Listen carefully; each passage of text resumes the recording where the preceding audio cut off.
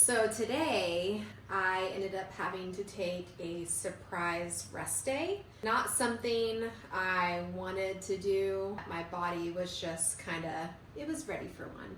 The last couple of days, my body's actually been swollen all over, like imprints on my legs and my arms, just like full of fluid. And I was just like, that's not right. And then on Wednesday, today is Friday, Wednesday, I ended up having, this is probably TMI, but like diarrhea for like a full day.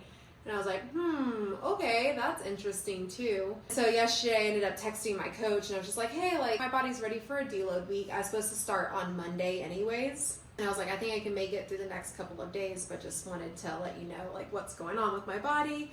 We have fluid, just holding on to fluid a lot, and then my stomach, and I was like, mentally I feel great, but I was like, my body is telling me otherwise. And so we kind of went back and forth. I was gonna do like my full-on training day today and then start deload on Saturday, but I kind of just like woke up this morning and I was just like, okay, am I actually going to help myself if I do a normal training day today, or could I possibly hurt myself in the long run? Because I'm always thinking now long term instead of just short term benefit, kind of like a dopamine hit in a way of like, what do I want to do right now compared to what's actually best for me? And I was just kind of like assessing things of like the reasons why I wanted to do a training session today. Thankfully, I've been able to train these last couple of weeks. On a normal basis, I've been doing like 3 weeks on, 1 week off. And that's just kind of what's working for me right now. I wish I could go more like 6 weeks or 7 or 8 weeks on and then take deload. Where my body's at, my training age, where my back is at, mentally where I'm at. 3 weeks on, 1 week off, or deload after the third week is kind of, I think, going to be the new normal for me, which I'm okay with. I think that's just, it's enough. To be completely honest, the main reason I wanted to do a training session today is I deal with a lot of body image issues. So kind of going back to assessing why I wanted to do today, it was more because I have been able to train more, and so my body is starting to change, and I'm really proud of that. But that was like a main contributor and motivator to do today. And that's fine. I think on a normal basis, like if my body isn't swelling up, if I didn't have like diarrhea, if my body didn't need a rest, I think it's okay to use that as a motivator as long as that's not the sole purpose and your only fuel that you're using. If that's the only purpose, and that was kind of like the only purpose to do today and go hard, was like, well, I like the way that my body is looking and it's changing. I want to keep it going. So if I don't do today, then my body's just going to go back to the way it was last year, which is completely wrong thinking, but that's honest thinking. That is exactly where I'm at, and something that I have to fight off on a day-to-day basis. I've dealt with body image issues pretty much my entire life. I would say since 4th, 3rd grade. And it's something that I think I'm gonna constantly have to battle, but it's little things like today where it's a fork in the road moment, right? And I think personally was a huge victory. Like, okay, assessing why do I want to train hard today? Is it because it's actually gonna benefit me for the long term and the long run? Or is the sole purpose and the sole fuel and motivator because I like the way that my body's transforming and I want to keep it that way, and I'm scared if I don't train today hard that it's all just going to go away, which is crazy thinking when you say it out loud, but those are the thoughts that go in my head, and I'm sure a lot of people can relate to that, which is why I'm kind of sharing this. I want everyone to think about the reasons why they're doing things, and I think the reason why I got in so much trouble with my back and why it went on complete strike is because of this type of thinking. Number one, motivator and fuel.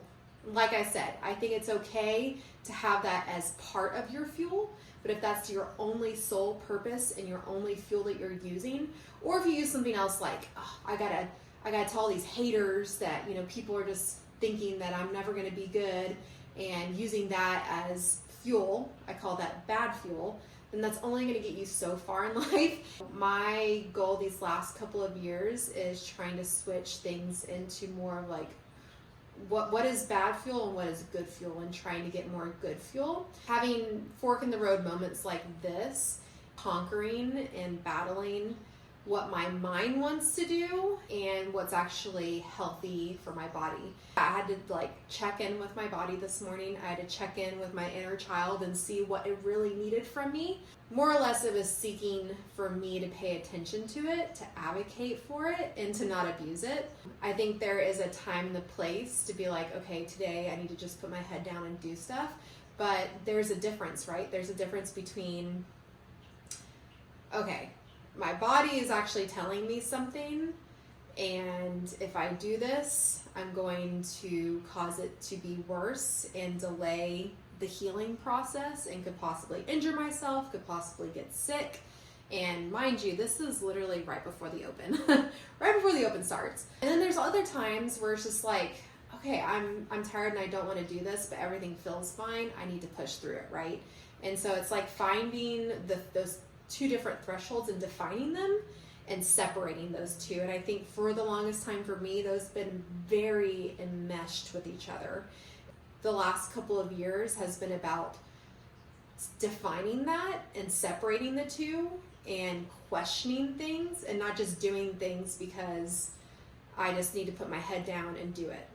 There is a time and a place for that, and I think that it's gotten me very far in my career because I have that type of mindset, but it can't always 100% be like that. Just like every day in the gym, even though I'm training to compete at the highest level, it can't just be terrible. Yes, there's going to be days where it's not fun. There's going to be days where I don't want to do things and I'm not motivated. There's actually more days than not that I'm not motivated. There needs to be a separation between, man, this is terrible and I'm not having a good time every single day and I'm just like crushing my body. There has to be balance, right? That's been my journey the last couple of years. It's important for me at this point in my career and where I'm at specifically to look at a day like today and be like, okay, I'm going to start a deload on Monday.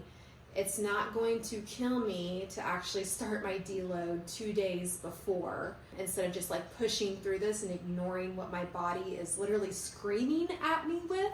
You shouldn't be having diarrhea. And if you're having swelling all over your body and retaining a bunch of fluid for multiple days in a row, obviously that's your body trying to tell you something, you know? All that to say is that I had to assess things, and today was a day where it was a proud moment and a victory moment for me, because instead of being like, I'm going to train and push through this, I need to stop being a baby, I love the way that my body is turning into and transforming, so I'm going to use that as my motivator today. No, like that can't be it. That can't be it. It's unfulfilling at the end of the day when you just do that. I'd rather be proud of advocating for myself and respecting my body, listening to my inner child and what it actually needs, taking care of my body for the long term and the long run. I hope that's helpful to some people out there that either battle with body image issues or just struggle with those inner voices of trying to define which ones to listen to. I say personally for me, when things are nagging and very obsessive in your mind, it's usually not the voice to listen to. The more gentle voice and the whispers is something to listen to, which is really hard. It's hard to hear them. But when you sit and ask questions to yourself of like, what's the reason behind wanting to do something? And just sitting with that, I think you'll be able to define those two voices that are going on in your head and make better decisions for yourself and advocate for yourself. So hopefully that's helpful. It's not easy. It's something that I've been working through the last couple of years, and you know, the decisions don't get necessarily easier, but I always have a lot more peace when I make a decision for myself like this and advocate for myself and respect myself. And like I said, there's a fine line and there's a lot of determining variables and factors that go into this, but where I'm at in my career and where I'm at in my healing journey and process and and knowing that I struggle a lot with like body image issues and using bad fuel to get me to places that I want to be, this was a very proud moment for me and a very victorious moment for me. 2 other things, guys. First of all, I really don't want to be standing here with my shirt off, but I am making myself be more uncomfortable and do things like this because I struggle with body image issues. I don't want you thinking for 1 second that I'm on here because I'm feeling myself right now, because I'm not, and I am so uncomfortable. I wore my shirt all year last year because I was so uncomfortable with my body. Because of that, I am now forcing myself to take off my shirt and be proud of the way that I look, because I work my butt off every single day. I need to be proud of what is going on. So anyways, that is number 1. And number 2, something that could be very helpful is using intuition, right? And that's what I was talking about with using the voices and trying to distinguish what's going on, like the nagging and annoying, obsessive voice. Probably is not the one to listen to, and I don't know for you, but for me, it usually gets me in a lot of trouble. Usually the voice to listen to is very quiet, it whispers, and can only really be distinguished when you slow down. Use your community, right? Like, I bounce off ideas with my people every single day, and something like this is not just done on my own. I think there's intuition and a gut feeling of like, hey, you should probably take a break. But I always bounce off ideas with my husband, Randy, with my coach, my best friends, to try to figure out what is actually the smart thing to do, what is true. Use the people around you to figure out what's actually going to be best for your body in the now and for the long term.